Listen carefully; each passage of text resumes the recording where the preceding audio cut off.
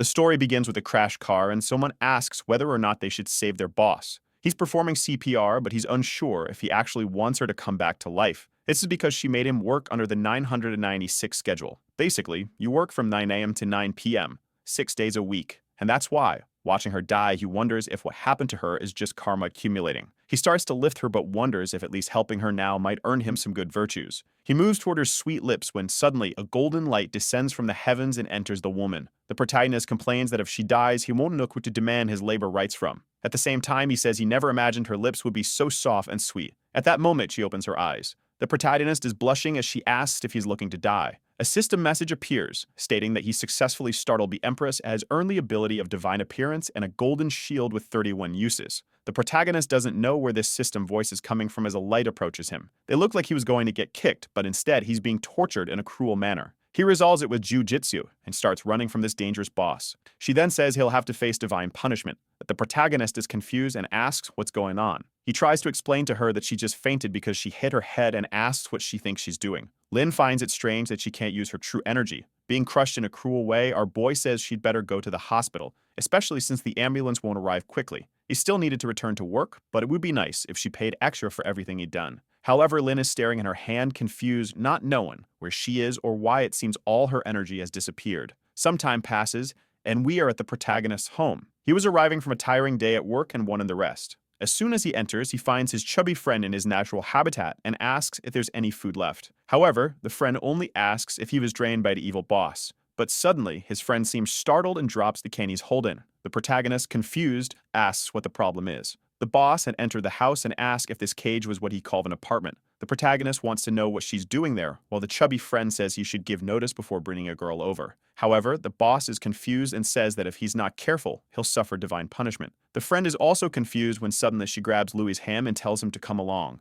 Seeing that she's covered in blood with torn clothes, the friend assumes they're engaging in some forbidden fun. Outside, our boy tells her that despite being her subordinate, she can't keep cutting into his rest time. However, Lin says that based on what he's said, he seems to be her disciple. She explains that she's an empress from the underworld who cultivated for over 3,000 years to ascend to the realm of humans and gods. And that's why she wants to know where they are and why she can't use her innate energy. Louis is confused, wondering if she's crazy. However, he's not normal either and mentions that since Earth's emergence, he's heard of some cultivators. But that's extremely rare, and as far as he knows, the two of them are just normal people. However, she reaches out, seemingly trying to strangle him. He begs her to calm down. Lin approaches and says he doesn't seem to emit the aura of the Justice Alliance. Our boy distances himself again from this crazy woman. But behind the trees, 3 suspicious men are discussing whether she's the right person. One of them says they need to make sure this looks like a robbery. However, Lin says she noticed someone listening in on their conversation and declares they deserve divine punishment. The 3 productive members of society emerge, saying they didn't expect to be discovered so easily. As soon as our boy sees energy in one of their hands, he wonders why cultivators want to take him down. The guy says it's a pity,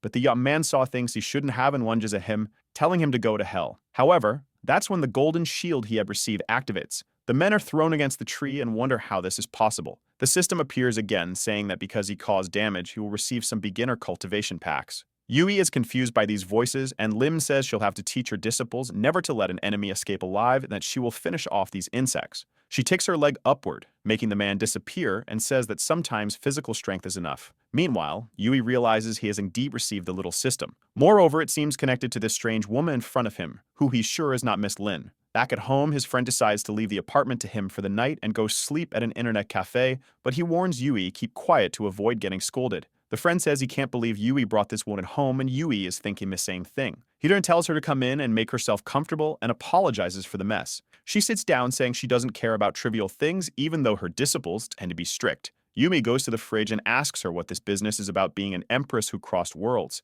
If this is truly possession, then what happened to Lin Mia's body? She explains that she was in the middle of a tribulation to evolve when she got caught in a battle with the Justice Alliance. Suddenly, in the midst of the fight, she ended up here powerless. Yui says she's constantly mentioning this alliance and asks if, by chance, they are enemies. The Empress responds that those guys are a bunch of hypocrites pretending to be righteous, but are utterly disgusting, and since they want to fight her, they deserve to be turned into a river of blood. Yui, standing by the fridge, thinks this woman sounds more like a terrorist. He then gives her a glass of water to drink. She tells him to take a look at how this world works. He explains that in his world there are things like magic and extremely advanced technology. The boss watches some Wallitas performing magic. She seems impressed by the power until Yu shows her spaceships blowing up planets. He warns her to be careful because there are people in this world who could destroy her and the entire planet with a flick of a finger. Staring at the images, she asks if that's really possible. He confirms it, saying she needs to understand that personal cultivation won't stand a chance against these forces. That's why she should never harm anyone, or the consequences could be very serious. She suddenly stands up and says the energy in his world seems very scarce. She places her hand on his forehead and says that the boy's aptitude is one of the best she's ever encountered. Yui suspects it must be something related to that system. Lin explains that if he were in her world in 300 years, he would reach an extremely high realm. Suddenly, his phone rings. He answers it while thinking all he ever wanted in life was to be an ordinary worker and make a little money. It turns out to be one of his colleagues saying that if the buds aren't fixed by tonight, he doesn't even need to show up at the office tomorrow. Frustrated, Yu says he's not an artificial intelligence that doesn't need rest. Even Lin comments that working so late is no different from slavery. She mentions that in her world, once a bridge repairman did something similar, so she cut him into pieces. Yui is confused because she mentioned it so naturally. She then says that for something as simple as that, she was called a murderer, which doesn't make any sense to her. Turning around the smile, she says it doesn't matter because those guys can't defeat her. Yu thinks to himself that she doesn't seem like such a bad person. He said she's at least a dystopian warrior, someone who fights for what's right. He then asks if her phone is still working because it's essential for daily life. She reaches into her pocket and questions if it's really that important since she doesn't feel anything magical about it. She hands him the device, asking if that's what he means. The protagonist says that this expensive phone is really good because after the car accident, it's still intact. Ian grabs her wrist, saying that now he'll show her how to use it. He takes her fingerprint, touches the screen, and explains that this is how you unlock a phone. However, Lin turns red, calling him a pervert who needs to be punished. In the next scene, a delivery arrives for him. The boss asks why the air smells so spicy. He invites her to eat some meat with him, and she watches curiously. She puts a piece in her mouth, gets startled, and says it's much less dangerous than she imagined. She comments that the meat feels like a dragon's breath. She asks if people really eat something like this, and he asks if they don't have anything similar in her world. She explains that they do use spices there, but nothing as spicy as this. He smiles and says it's amazing how different civilizations can be. He picks up what seemed to be a Coke and says that even though it looks like poison, it'll help with the flavor. It's quite tasty. He takes a sip to show it's not poison, and she drinks after him. However, she seems not to like it, leaning back and saying it gave her a strange sensation in her mouth and a tingling in her stomach. He warns her to be careful because if she drinks it all at once, she'll burp. Apparently, she burped. She says it has a bitter and sweet taste at the same time, which is very good. She imagines her disciple is warning her about poison, but she replies that they shouldn't be afraid because this poison will only temper her body. By temper, she doesn't mean to grow stronger, and the disciples are all happy. He asks if it's really that good. She explains she was just reminiscing about some good stories from the sect. As he's about to put the food away, she grabs his arm, saying he doesn't need to worry because she'll develop tolerance. Yui warns her to be careful because toxins can accumulate. Excited, she says that an empress can't be afraid of something so simple. She takes another bite, but in the next scene, she's claiming it's not that spicy after all. A while later, in her peculiar way, she asks what his favorite drink is. Meanwhile, he's telling her to stop being stubborn. His phone rings again and he answers it. Obviously, it's another scolding from his boss, asking why he hasn't fixed the bugs yet. The boss warns that if it's not done by tomorrow morning, he might as well never return. But Yui is confident since this guy answers to Miss Lin. He looks over and sees her. Even though the soul isn't the same, the body is. The scene shifts to the next day. Yui explains how everything works in the world. She responded that she already understands the elevator is a kind of staircase that moves on its own. The protagonist praises her and reminds her that everyone will call her Boss Lin. She assures him she understands and tells him not to worry. However, as the elevator doors open, a blonde guy walks in complaining that Xiao Tiki is so cruel. He approaches her and says he heard about the accident but is glad to see she's doing so well. He offers her the special breakfast he made just for her. At that moment, she turns to Yui and asks who this person is. He explains it's a guy named who's shown him her former suitor. He's the son of the building's owner, and everyone thinks he's an idiot. The blonde guy turns to Yui and tells him that next time he'd better leave her alone in the elevator since someone as smelly as him shouldn't be near her. But he's completely ignored as Yui suggests they hurry to the office. A chubby guy comes running saying it's good that the boss has finally arrived. He advises her to fire Yui because yesterday he didn't finish the work and only badmouthed her. Yui leans into Lin's ear and tells her it was this guy who kept calling him in the middle of the night. Lin turns to the man and says that, as far as she knows, the one ruining her reputation is him. The man, embarrassed, says he would never do such a thing and insists Yui must have lied to her. She then says that she spent the whole night with Yui, so she knows very well who's lying. The blonde guy is utterly confused by this situation. The protagonist realizes she just poured gasoline on the fire, but the system detects that he shacks some nearby people and grants him a few martial arts skills. The scene shifts to the president's office. Yui tells her not to worry because getting through this login won't be difficult for him. As soon as he accesses it, he'll know exactly where she lives and then she can go home. However, the Empress asks why he's helping so much. As far as she knows, the previous owner of the body wasn't very kind to him. Yui replies that he's a good young man who loves helping others, but in reality, he knows that if he commands the Empress, he'll basically be an emperor. Plus, it'll be great to see that chubby guy get what he deserves. And finally, you can't abandon her to die after what happened yesterday. She remembers being attacked and asks what this business about dying is. But Yui completely ignores her and says the food the blonde guy brought is really good. He brings over the dish and asks if she wants some more. However, she remembers yesterday's spicy food and says that red dish must be too fiery. She rolls to the side, refusing to eat it. Sometime later, they leave the room and the chubby guy is holding 3 buckets, asking if he hasn't been punished enough. But she responds that he should already be happy to be alive. If he complains one more time, he'll earn 10 more hours on the clock. Shannon then approaches and asks why Yui was in her office. He warns her to be careful because that guy is poor, unrefined, and stinky. The Empress glares at him. Shannon apologizes, wondering why she's giving him that look. Yui again thanks her, saying that breakfast was delicious. He walks away with the boss, saying they have private matters to handle. Shannon obviously wants to know what those matters are. Yui remembers that he needs to shock people to earn system bonuses, while Shannon thinks Yui will have to pay for what he's doing. The scene shifts to a luxurious neighborhood at the Shancher mansion. Yui compliments the Empress, saying she's getting the hang of using a phone. The door opens and she says adapting to the new world comes naturally to her. Upon entering, the protagonist comments that the house is as luxurious as he expected. He talks about the kitchen appliances and says he'll teach her how to use them later, but she says there's no need since she's never cooked in her life. He then shows her the bathroom, and she remarks how strange it is to do all hygienic tasks in the same place. He explains how to use the toilet, shows her the shower, and she says she'll take a bath. She tells him to fetch some clothes as she's sure the body's previous owner must have left some behind. As soon as Yui opens the wardrobe, he sees the hanging clothes. He remarks that he didn't expect the former boss to be this kind of person. He picks out some clothes, thinking at least he doesn't have to worry about whether they'll fit since it's the right person. Meanwhile, the Empress is in the bath asking if he's prepared everything because she's about to catch a cold. Yui's concern, however, is something else. How is he going to teach her to wear modern clothes? He hands them to her and tells her to look at pictures and not put them on the wrong way. She retorts that he should stop nagging because she's not that dumb.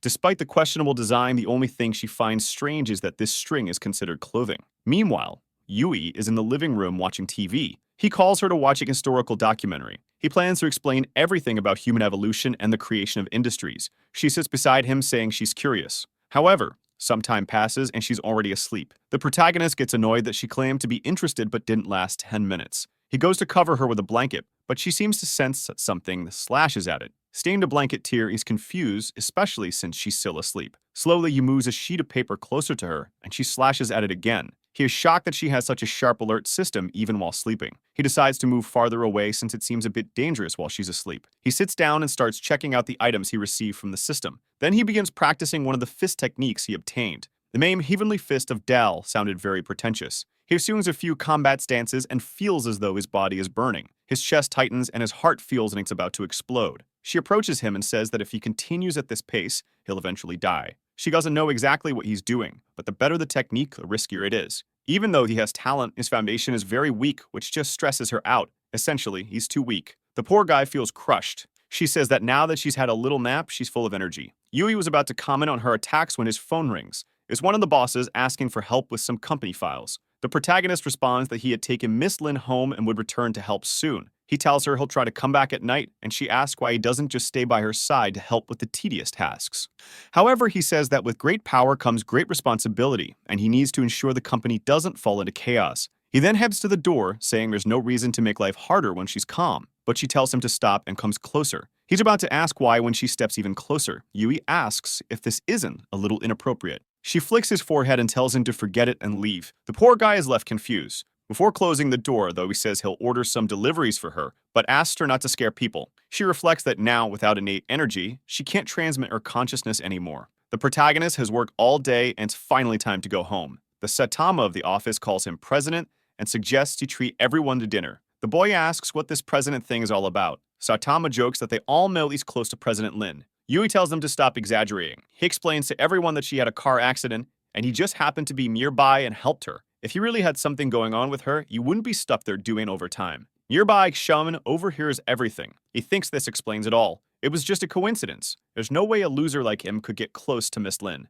Back at the mansion, we see the president when someone asks why the lights are off. The Empress turns with anger and says he'll have to face the consequences. However, the protagonist simply places food on the table and asks what's wrong. She freezes for a second before devouring everything, commenting that he should have brought it earlier. Shortly after, she's calmer and says that food without spice feels a bit bland. He tosses the leftovers in the trash, muttering that it's really hard to understand her. Lin then shows him her phone and says this thing must have something against her. She tried to order food with 2 taps, so why doesn't it work for her? He sits down and takes a look, showing her that she needs to scan her face to make a payment. While she's fiddling with the phone, he cleans the table, explaining that this is how money transfers work in this world. While tidying up, he notices some sheets of paper with meditation techniques written on them. He asks Lin if she can read that sort of thing, but the Empress reveals that she's the one who wrote it. He's shocked, and she remarks that of course she still knows how to use paper and a pen. The meditation technique integrates the body, energy, essence, and soul. It would help him grow strong enough to start learning some techniques. The boy feels embarrassed. He never imagined she'd go to such lengths for him. However, she winks and says there are conditions for him to accept her method. He has to practice the way she dictates. That's because natural talent alone isn't enough. He'll have 3 weeks to master the first chapter or he'll disappear because she doesn't keep lazy people around. Now he's trembling and awkwardly asks how long it usually takes disciples to master this. She says it's normally 4 weeks, but since he's talented, it won't be a problem for him. He starts reading a few pages about energy and pulse. It's about the circulation of energy rhythm returning to its true nature. Meanwhile, she wants a bite of something sweet and refreshing she's eating. She tells him he should eat first before practicing, but Yui is already spitting blue fire, saying he feels like his body has become lighter. The Empress is impressed that he mastered the first technique in just a few breaths. Even he's confused, asking if he really mastered it, but the Empress, now sitting on the counter, tells him that being able to gather energy proves he has. She tells him to breathe again and try to accumulate power. The boy looks like a vacuum, pulling in all the energy from the environment. Ibushi gets startled, asking what kind of monster he is. For impressing the Empress once again, he receives the instant step ability. He starts to think that every time he impresses her, her expectations will rise, making it harder and harder.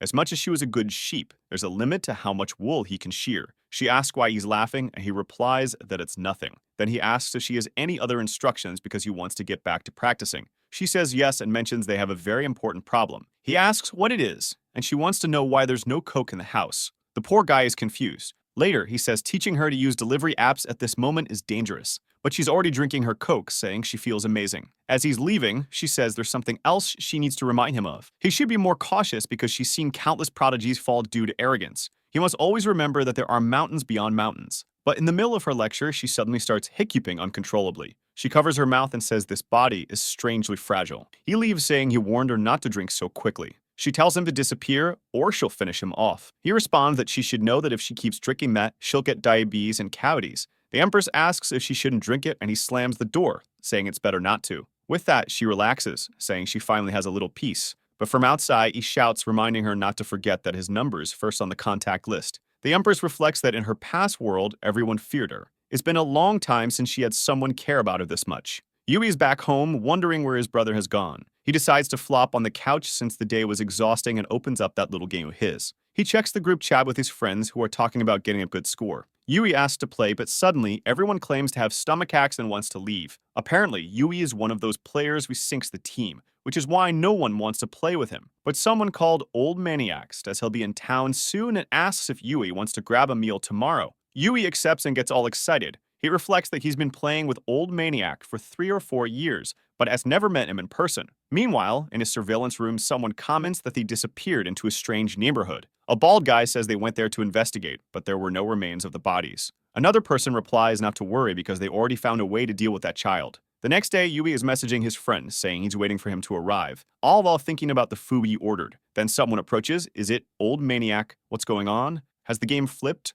Are girls now pretending to be old men? Yui tells the young woman that the table is already reserved. He starts to think she works for the bar and comments on how competitive the beverage market has become. But then she smiles and says she is Old Maniac. She shows their chat history, startling Yui. Feeling awkward, he asks if she's sure, pointing out that her voice sounds very different. The girl explains that people think she's very gullible and easily tricked, which is why she prefers to pretend to be an old man online. She says the one who introduced her was someone named Lim Ji, her sister. Yumi comments that now it makes sense why he sometimes heard a woman's voice on Old Maniac's microphone. Feeling awkward, she asked him to stop calling her that and says her name is Xiao Tu, and she'll be living in this city for a while. Later, by a lake, he asks if she isn't afraid of him since she came alone. She says he's overthinking because she feels safe, having trained since childhood. She's confident she could handle 3 or 5 guys on her own. Our boy says he understands, but he's still not used to the fact that his online friend turned out to be such a beautiful girl. She gets flustered, asking if he's talking about her, and starts lightly hitting a wall. telling him not to say such things without thinking. However, a girl is so strong that she causes the structure to collapse.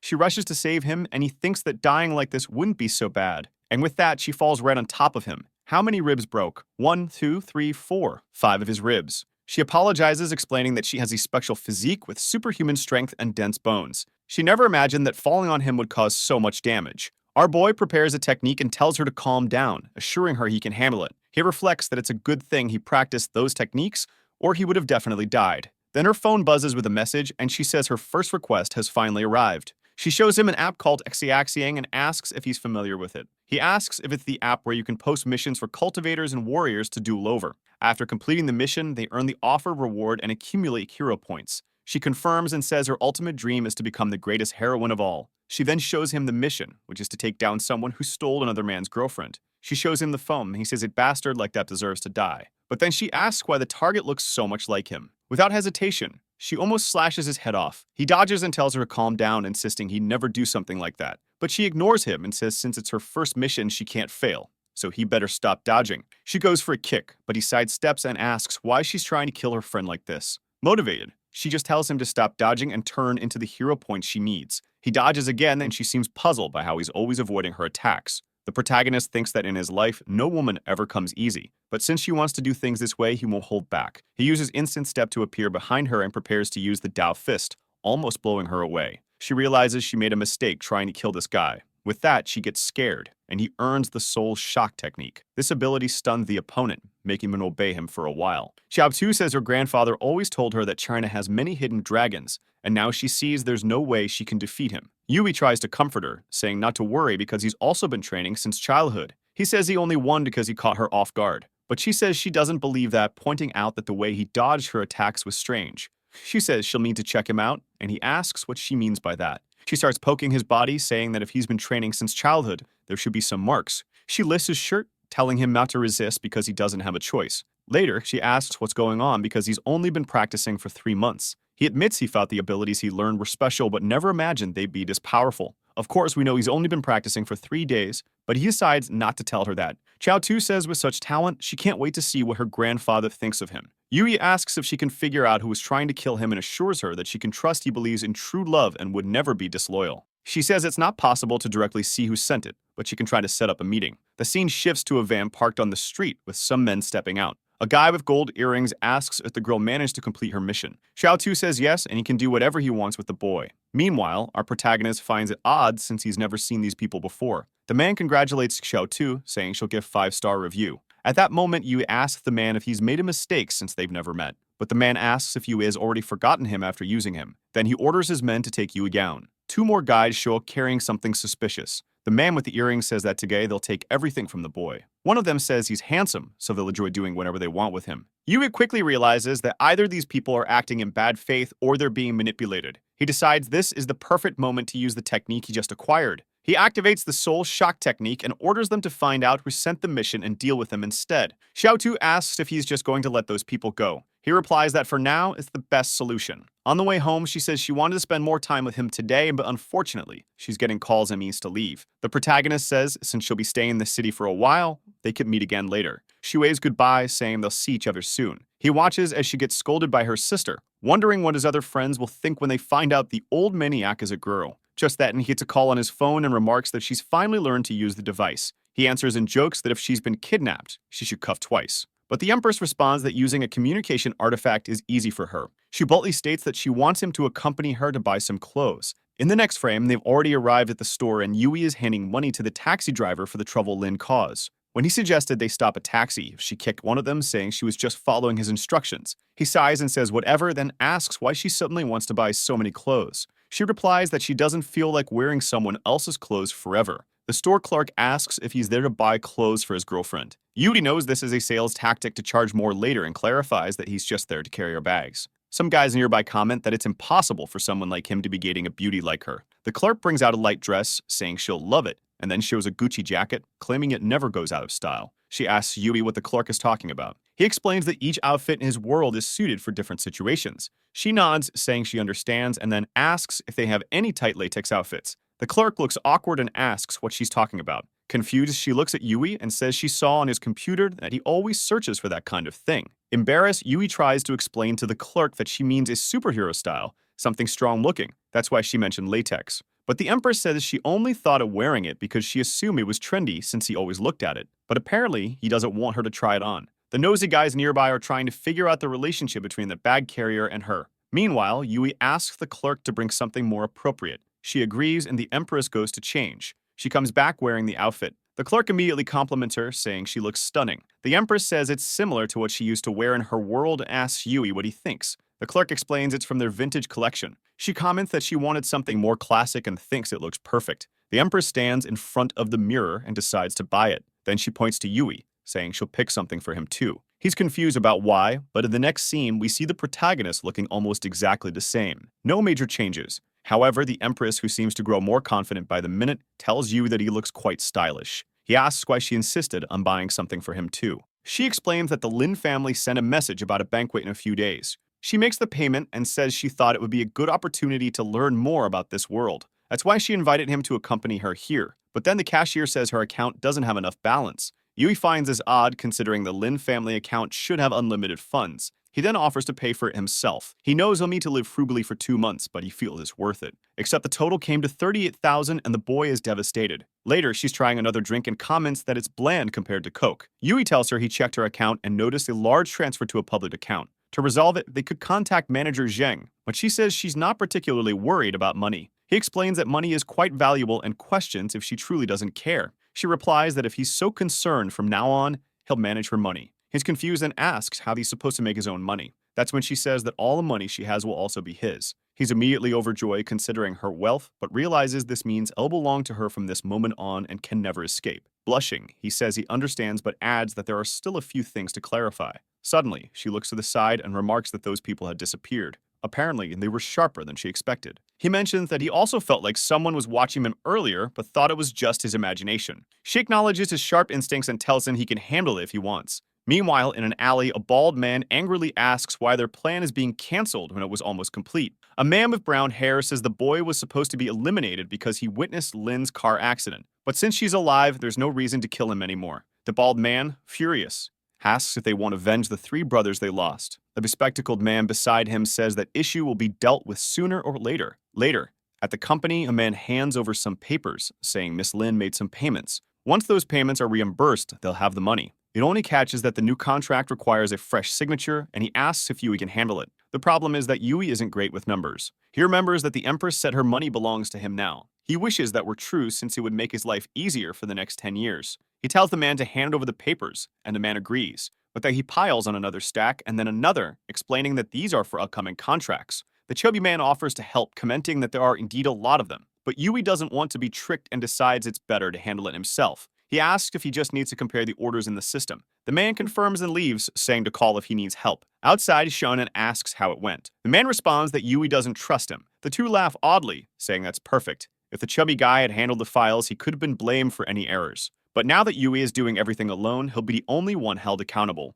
especially since he doesn't realize the lists on his desk are all wrong. Obviously, it'll take him forever, and he'll still mess everything up. Shonen praises the man, saying he did a great job turning the tables. The chubby guy comments that since the company is going through a tough time if Yu makes mistakes, he'll definitely be fired. Even if the president wants to keep him around, they can convene a shareholder meeting and he'll inevitably be expelled. The blonde man says that as soon as they release the explicit video they recorded of Yui, he'll be ruined. But then a secretary appears, saying there's a group of people who want to talk to him. The men from the alley arrive, holding something dangerous in their hands. The secretary asks if he knows them. He says yes, so there's no need to worry, and he tells her not to interfere or call the police no matter what happens. She reassures him that she'll keep the secret. Shonen approaches the men and tells them to talk upstairs. Meanwhile, the secretary wonders what they're planning. As soon as the door closes, she hears a lot of strange noises. Shonen is shouting, saying that it won't fit in this space. The secretary thinks he might be in danger, but remembers he told her not to interrupt. Suddenly, a moan is heard from the room, and she comments to herself that the rich really know how to have fun.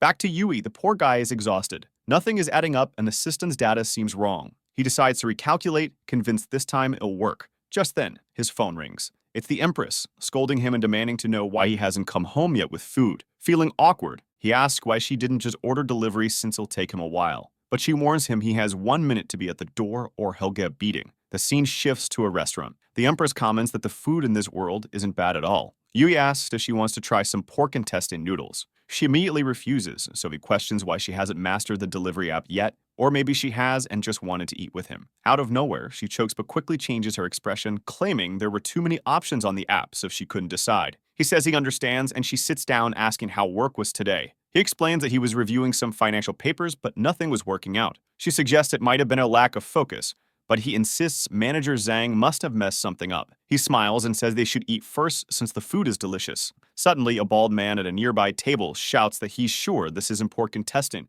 Yui is startled, wondering why the man didn't mention this earlier. The Empress looks confused. Yui watches as the restaurant manager approaches and asks the bald man why he's shouting. The man insists that this clearly isn't intestine. The manager tells him to stop defaming the restaurant without evidence. The Empress asks Yui where he's going as the bald man threatens to shut the place down. That's when Yui steps in, places a hand on the man's shoulder, and asks the manager if the bald man's claim is true. He picks up the troublemaker and warns that he'll need compensation for spending his money there. The manager denies any wrongdoing, but Yui, trying to get a confession, says the food tasted odd and threatens to beat the man if he doesn't come clean. Finally, the cook admits that the intestines are made from fermented beans. Naturally, everyone demands their money back. When Yui sits back down, the Empress remarks that in her kingdom, the manager would face divine punishment. But she finishes her meal and says at least her order tasted good, so they'll let it slide. The protagonist pieces things together, realizing that Zhang might be substituting genuine products with something cheap to deceive him. The next day, Yui is back at the office. Zhang approaches and asks if he finished the documents.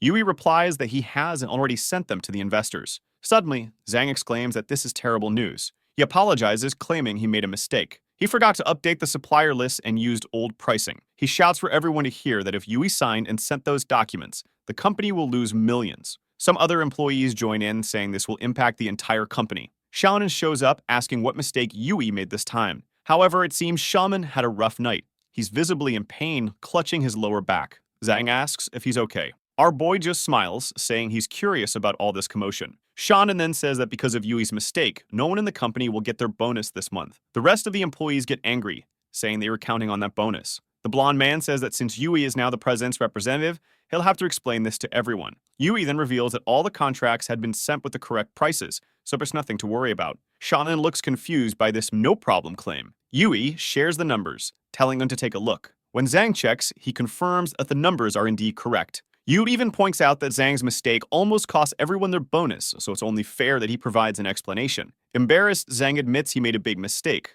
but thanks to Brother Lu, the company avoided a major loss. Shaman interjects, saying that although Zhang made an error, no real harm was done. That's when Yui stands up and says Master Xiaonan doesn't seem to be feeling too well. He places a hand on Xiaonan's shoulder, shoves him into a chair, and tells him to sit for a moment. Yui adds that he's more curious about why all the company's money is in Xiaonan's account. Employees shout, saying now it makes sense why their bonuses have been disappearing. Xiaonan tries to lie, claiming he has no idea where the money went and that he wouldn't even invest in this company if it weren't for President Lin. But Yui just tells him to stop lying. Cornered, Xiaonan admits he remembers now. It was Zhang who transferred money from his account because he needed it. He insists they just need to talk to Zhang to get the money back. Yui remarks that it's great to see his friend Xiaonan repenting for his mistakes and exposing the cowards. But Xiaonan, seething with rage, mutters that he wants to kill this damn guy. Meanwhile, the employees grab their keyboards. Yui tells them they know what to do. Naturally, the manager gets beaten up, with everyone shouting that this is why they always have to do overtime. Our boy then gets a message from the Empress, who, as usual, is starving.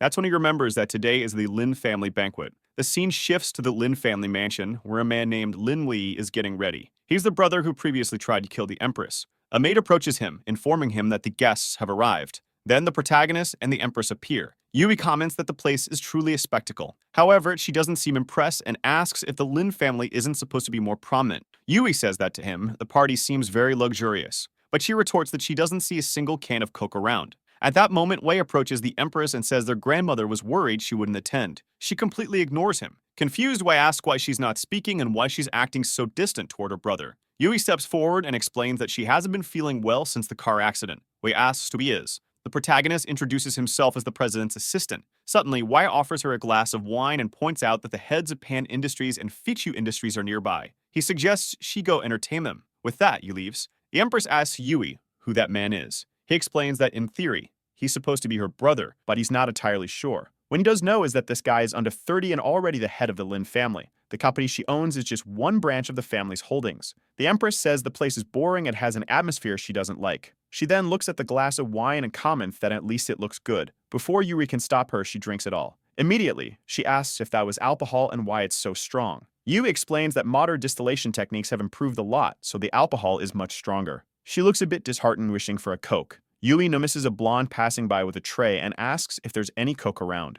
She says no because high-end VIPs only drink this kind of cocktail. The two laugh, wondering what kind of bumpkin would want Coke at an event like this. One of them says not to say that. He might be so important if he's attending this event, but the other replies that it's impossible, and he's probably just a kid Miss Lin brought along. After all, she's already heard rumors that Lin Maok is expected to marry someone from the Pan family at this banquet. Now Yui understands why the Empress was invited to this. He notices that in the meantime she's been called to a table. A man with purple hair says that the higher a woman climbs, the less she's worth. Another man sitting across from him says that's a harsh thing to say and suggests he drink instead. But the purple-haired man asks if he's wrong, saying a woman should focus on staying beautiful and finding a good husband. The other man asks if he has someone in mind. He replies that he's not very interested after seeing his father's 12th wife run off with his money. However, he mentions that his father is so strong, only 60 years old and ready to have more kids. He tells the Empress that he's always advised his father that low-class women aren't worth it. But someone like her from the Lin family must have blood good for something. He places a hand on her shoulder and asks what she thinks of his offer. Meanwhile, Yui is worried since he knows everyone at this event is influential in the city. But seeing Lin angry, he decides he doesn't care about that. He grabs the idiot's arm and twists it. The man, panicking, asks if he knows who he is and demands we let go. While Lin wonders what he's doing, Yui seizes the chance to shock everyone. The man breaks free and asks who Yui is and if he's lost his mind. Our boy introduces himself as Miss Lin's assistant and says he's doing the man a favor. But the man points at Yui and says if he doesn't explain himself properly, he'll have serious problems. Yui makes up a story about being a doctor and claims the man's wrist nerves were damaged. The man isn't that gullible, though, and asks if that's how Yui plans to play it. He calls over his bodyguard and tells him to take care of this. He also tells everyone to watch and see what happens when someone messes with the Pan family. Yui tells him to stop stalling and come in already. The bodyguard charges at him, promising Yui will regret his words soon enough. But Yui easily dodges the first punch. He remarks that while the man's boxing skills aren't refined, they're enough to deal with someone like this. With a punch to the face, the man goes down. Meanwhile, the Pan family man says the bodyguard was a level 3 cultivator. The people at the table murmur that someone that strong would stand out anywhere in Jiang City. So live exactly as this kid. With everyone's shock, Yui activates the system and receives a rejuvenation medicine. Then an elder from the Lin family shows up and asks Yui what's going on. Yui explains about the bodyguard fight, and the elder mutters that Maok must be losing her mind. The Pan family man asks if this is how they treat their guests. The elder, visibly flustered, apologizes and promises they'll handle it. But the Pan family man simply says to forget about any alliance through marriage. Strangely, the Empress tells Yui she thinks he'll benefit from all this. Yui, startled, wonders if she knows about the system. Feeling awkward, he says he only get it because he doesn't like sexist comments. But the Empress isn't easily fooled and says she's certain there's more to it. Suddenly, the elder points at her and demands an explanation, accusing her of disrespecting the family. He claims they never cared about her lowly origins, raised her with difficulty, and gave her everything. So why is she repaying them like this? Lin turns to Yui and asks who this man is. Yui replies that he has no idea. He's probably just some random elder from the family. The man continues shouting, saying that the family is prominent but has been humiliated because of her, and she'd better apologize to the young master of the Pan family. Yui tells her to stay calm and that he'll handle it, but she ignores him and asks the uncle if they really consider themselves noble and elegant, because to her, that just people without virtue only care about appearances. From the conversation she overheard, she'd already figured out they only cared about superficial fame and contributed nothing of real value. She continues her tirade, leaving the uncle speechless, but she asks if she said anything untrue. She adds that if they're waiting for her to apologize, they should save that request for a coffin. The humiliation is so great that the poor man collapses, hitting his head on the floor. The uncle gets up and says she must be losing her mind to say such things, but she simply states that if they'll excuse her, she's leaving. However, the uncle warns that everything given to her will be taken away, and she'll be expelled from the family. At that moment, another man nearby interjects, asking them to wait. He introduces himself to Yui and asks if he can get to know him better. Approaching Yui, he says he has remarkable skills and wants to know who his master is. The protagonist replies that the martial world is complex and diverse, and if not convenient to delve into the details of his life. But then Wee steps in and tells the guests that having the support of a martial group like them would be excellent. He asks Yu to explain himself, who only says it's not that he doesn't want to.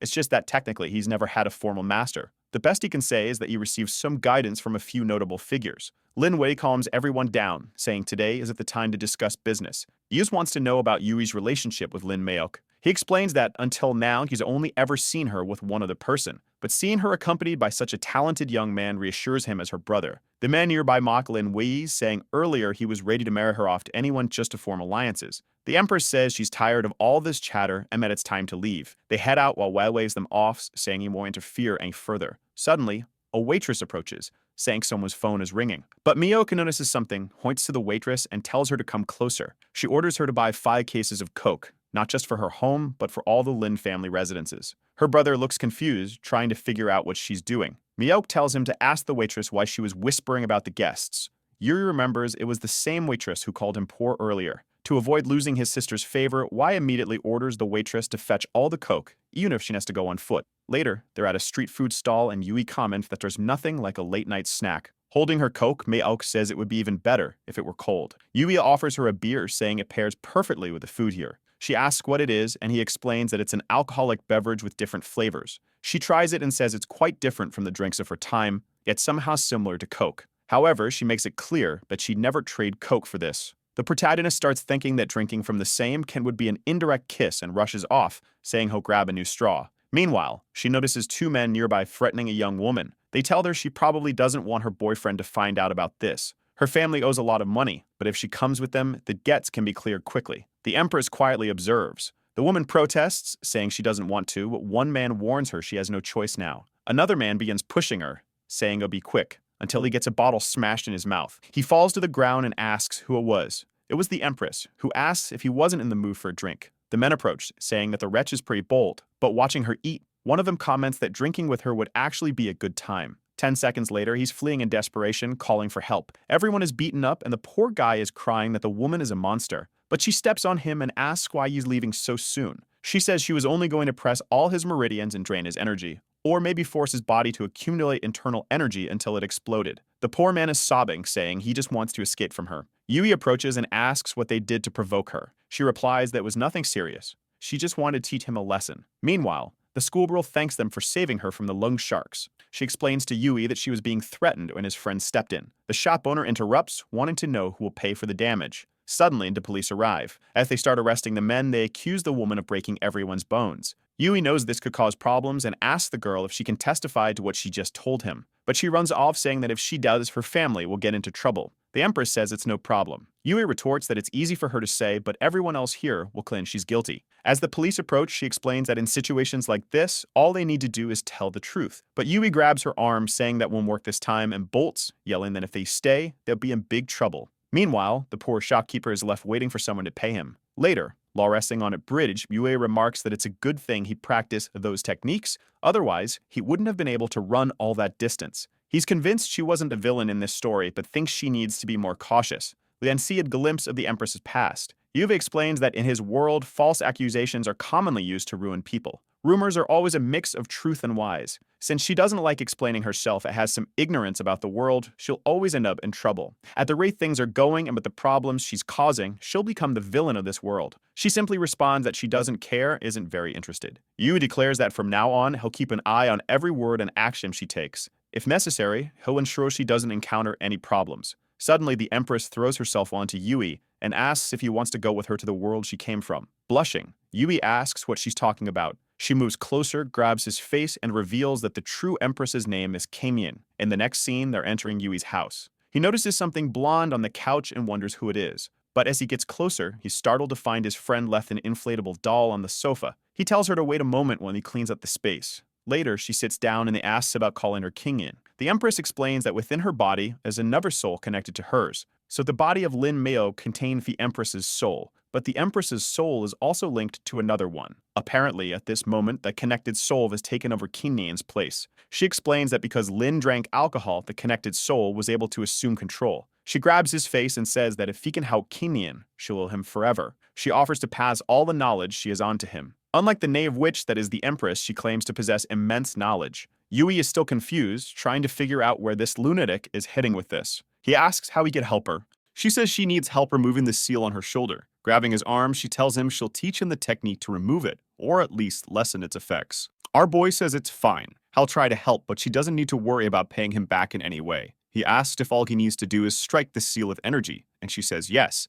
Instead, he strikes her to see if she'll faint, muttering to himself that this body-swapping business is getting out of hand. The scene shifts to the Lin family knocking on the door of a house. A purple-haired woman answers, saying they should have received the message that the master wouldn't be showing up tonight. Lin Wei reassures her they won't take much of her time, explaining that Master Wang has arrived in the city and that prepared a banquet. However, they notice that another elder didn't attend and got concerned he might have health issues. The woman says the master is fine and they don't need to worry. She closes the door in his face, leaving Lin Wei frustrated because he just wanted to deliver a message. The group grumbles that the old man is really complicating their lives. Lin Wei advises them to calm down, reminding them that no one in the city can oppose Master Wang. He leaves, urging them not to damage their relationship with the Wang family. The woman re-enters the house and tells the master she sent the visitors away. He thanks her, saying he could have met them but preferred to spend time with his granddaughter. That granddaughter, Xiao Tu, asks why he's treating her like this. Her grandfather says it's because she kept talking about losing to a young man who had practiced far less than she had. She apologizes but insists that Yui is impressive and her grandfather will understand when he meets the boy. Back at Yui's house, the Empress remarks she never thought she'd have a day like this. Yui says it's thanks to modern alcohol. She notices a bruise on her forehead and asks what happened. He dodges the question, saying she must have accidentally hit her head somewhere. He hands her something to drink, joking that he didn't expect her to have such a low tolerance. She explains it's because she's experienced few things in this mortal body. As she goes to drink, Yui asks about the two personalities and the person named Kim Ying. The Empress spits out the drink and asks if he really met Kim Ying. Yui says yes and explains that the woman introduced herself as a spirit trapped in her body, seeking help to escape. The Empress confirms it's true. Kim Ying is a spirit she imprisoned in an artifact to continue strengthening it. Yui asks if she's serious and wonders how someone steals another person's spirit. The Empress explains it involves peeling the person's skin while they're still alive, extracting spinal fluid and using endless torture to separate the soul from the body and seal it in an artifact. She then asks Yui if he regrets saving the wrong person. He relaxes and says no, he made the right choice. At least by helping her, he knows what she wants. But with Kim Ying, he has no clue what her intentions are. The Empress says he made a wise decision because if Kim Ying had awakened, she would have killed him. Yui wonders what she's talking about and why he feels like she's deceiving him. Now she complains about pain in her shoulder and Yui, ever opportunistic, offers to give her a massage. But then his friend Wu walks in, sees the two, and accuses Yui of lying about working late when he's clearly home. Wu notices that Yui brought the Empress and immediately says he'll leave so they can have the place to themselves. However, he grabs Yui before leaving, asking if he's doing adult things in front of the doll on the couch. Yui shows him away, telling him to stop leaving the inflatable doll lying around. The Empress, meanwhile, is calmly eating the food Wu brought. Wu asks if she's really Yui's boss. When Yui confirms it, Wu starts enthusiastically offering her things. He rummages in a drawer and asks her to wait a moment. Pulling out a suspicious bag, he says it contains some sweets he bought 3 days ago and wants to give them to her. Yui asks why Wu hid the sweets inside a dirty sock. The Empress watches them argue, saying it seems oddly familiar. Later, Wu was on his knees pleading with Yui, saying he wants to attend a famous celebrity's show tomorrow. The problem was that the tickets were sold out, but Wu knew she worked for the Lin Corporation. Yui tells him to stop following these internet celebrities, reminding him of the last time he maxed out his credit card. But Wu replies that Yui will never understand what true love is. He claims he supports her without expecting anything in return. Yui only responds that he knows his friend too well. Wu then shows a picture of the artist and promises not to worry. He'll make sure Wu gets a ticket. Sometime later, the Empress is writing some talismans. Wu asks if she's crazy, and Yui casually explains that she went to the Longo Mountains and enjoys doing this. Miok hands him one and tells him to inject true energy into it. But Yui, being cautious, wants to know what it does first. She explains that it's something simple to help him gather more energy. Since he's about to advance, it could be very useful. He asks if the heavens will punish him for using it, and she replies that he's far from being important enough to attract that kind of attention. She then stands up and says she'll also cultivate as she can't afford to waste time. Yui thinks this is the perfect chance to go see internet celebrity with his friend. The next day, the event is happening. Dong from work, the obvious scapegoat, was the one who got the tickets for Yui. He hands them over and leaves, telling Yui to have fun. Wu thanks him, calling him a true brother. At the venue, Yui asks what the event is about. Wu explains that it's to promote urban harmony for a day, but he quickly adds that the actual event doesn't matter. What matters is what's on stage. The celebrity thanks everyone for supporting her so much. Wu asks Yui if she isn't the cutest thing he's ever seen. Yui agrees but adds that a woman shouldn't rely solely on her looks. The girl overhears this and doesn't seem pleased. Then another man comes on stage and she says they must support all vendors and build a better city together. She takes off her sandal and walks for the man as if planning something sinister, saying that those who don't listen to advice deserve punishment. Wu, naturally, starts yelling that he wants to be punished too. The man on the ground seems to be enjoying himself, and Yui remarks that something about this is off. Suddenly, the man bites her foot, and the girl asks if he's not an actor. Yui flings him forward, saying he'll help him. The man continues devouring her foot until Wu crashes into him, telling him to back off. The two men exchange glares for a second before they both get punched in the face. The crowd rushes forward, yelling not to touch Yan Yan. But Yan Yan ignores everyone and approaches Yui, thanking him for helping in time. Emotional, she says that if it weren't for him, she doesn't know what would have happened. Wu, already smitten, murmurs that her charm is hard to resist. However, the people nearby notice someone else holding her hand and rush forward, telling Yui to let go. Yui tries to explain that something's wrong, but he also can't seem to let go. Yan Yan asks if she's stronger than he expected, while Yui wonders why she's messing with him. She finally releases his hand and says she's sure he can handle it. But Yui doesn't want to get involved in this madness and bolts. Later, he's in an alley, exhausted from running away from these lunatics. That's when a man in a suit appears, saying he's finally found him. Yui asks the man to be reasonable, explaining that he didn't do anything wrong. It's Yan Yan who's crazy. But before he can finish, the man merely slashes his throat. Yui asks who he is, but the man is more interested in how Yui dodged the attack. Now he's convinced Yui is involved in the death of the old man's son. Yui realizes the man has the same energy as those who attacked him before. He charges at the man using instant step to get behind him and landing a punch that sends him into the wall. Yui approaches, one hand in his pocket, and says he left him with a few intact ribs because he needs some information.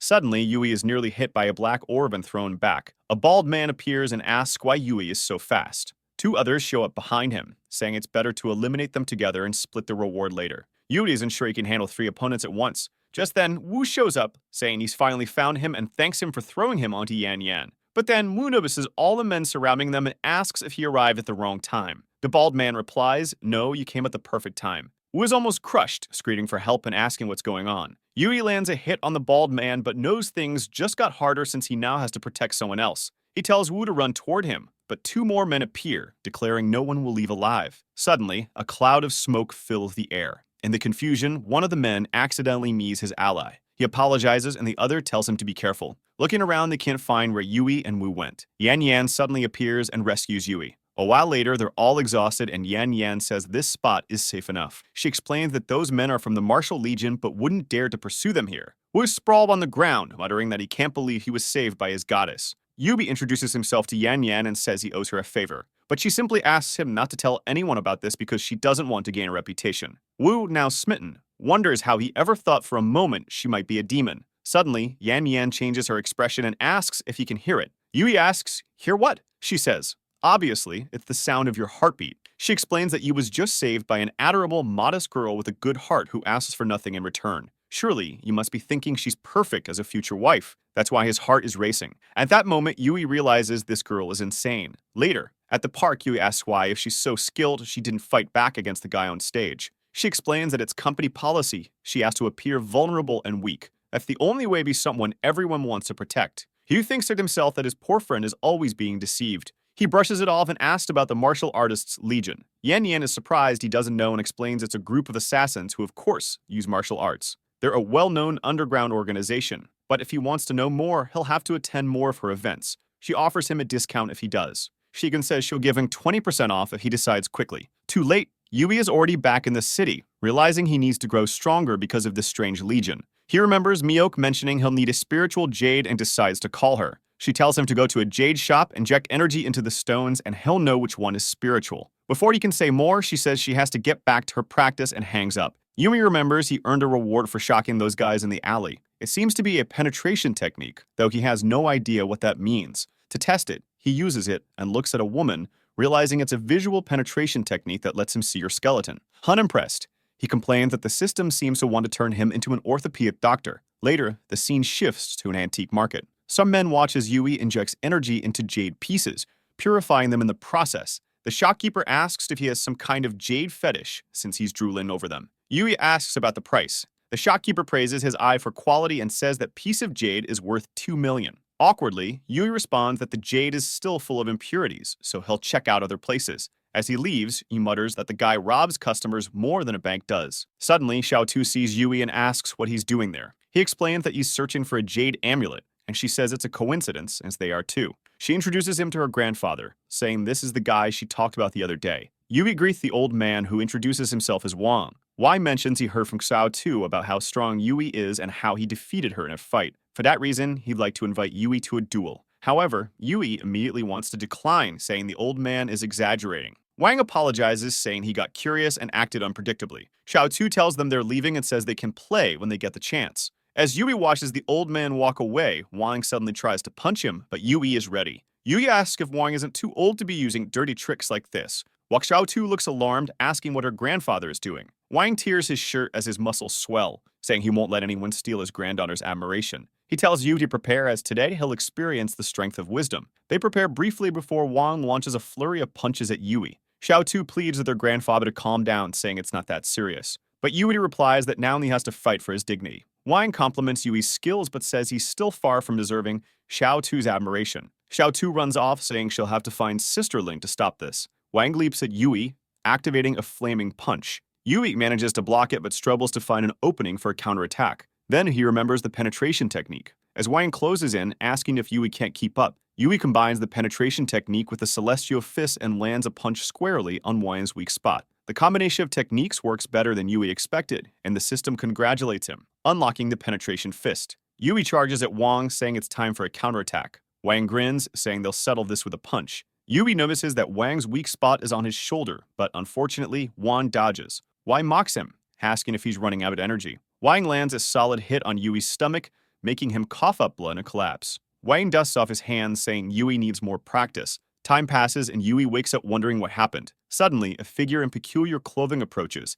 It's the Empress. She remarks that she never imagined he likes sleeping on the streets. Yui, embarrassed, gets up and asks why she's there. She explains she heard about something being refined in the furnace and wanted to check it out. She crouches dangerously close to Yui and starts unbuttoning his shirt. She says she's just checking for internal injuries and concludes he's fine. Standing up, she advises him to learn the lesson that not every enemy can be defeated. That's why he needs to choose his battles more wisely. Yui tries to explain that he had no choice since the old man attacked him first. He recalls noticing an injury on Wang's shoulder during the fight and thinking about targeting it. However, he decided to miss on purpose because injuring the old man too severely could ruin his reputation. He notices that she seems slightly concerned about him and asks if she's afraid of losing her disciple. She responds by telling him not to touch her with his dirty hands. Meanwhile, Wang is wondering where Yui went. He admits that the boy was stronger than he anticipated, especially that last punch, which felt dangerous. However, Wang is confident that his own abilities are superior and that he dodged Yui's attacks easily, or at least,